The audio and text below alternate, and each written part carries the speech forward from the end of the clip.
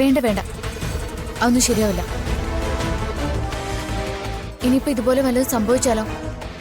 വൈകുന്നേരം വെയിൽ ആറിയിട്ട് നമുക്ക് ഇറങ്ങാം. നീ ഇങ്ങോട്ട് വന്നേ, എനിക്കൊരു കുഴപ്പമില്ലെന്ന് പറഞ്ഞില്ലേ. അമ്മ പറയുന്നത് കേൾക്കുന്നുണ്ടോ? എന്തുണ്ടെങ്കിലും മനസ്സിൽ ഒളിപ്പിച്ചു വെക്കും. അതുകൊണ്ട് ഈ കുഴപ്പങ്ങളൊക്കെ ഉണ്ടാവുന്നത്.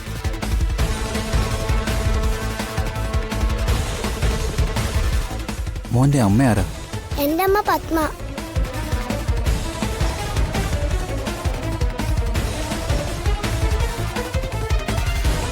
അതാ എന്റെ അമ്മ. ഞാൻ എന്താ മനസ്സിൽ ഒളിപ്പിച്ചത്? എന്ത് മറച്ചു വെച്ച കാര്യം നീ പറയുന്നേ? ഞാൻ പറഞ്ഞത് അസുഖത്തിന്റെ കാര്യാ. അസുഖമൊക്കെ മാറി, അതാ പോകാന്ന് പറഞ്ഞത്. അമ്മേ, എന്നെ കൊണ്ട് കൂടുതലൊന്നും പറയിപ്പിക്കാതെ വരുന്നുണ്ടോ നീ? വരാൻ